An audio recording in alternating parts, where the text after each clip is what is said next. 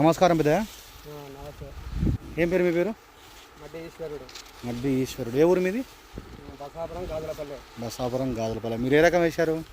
డాను don 41. ఇంతకుముందుకు వేసినారు ఈ రకం మీరు? వేయలేదా? ఫస్ట్ టైం వేసినారు. ఎట్లా ఉంది రకం? భద్రంగా ఉంది. ఎక్సలెంట్ ఉందా? స్టార్టింగ్లో కొట్టారా మీరు నేను చెప్పిన మందు? అప్పుడే కొద్దిగా బాగాలేదు. మరి ఇప్పుడు ఎట్లా ఉంది?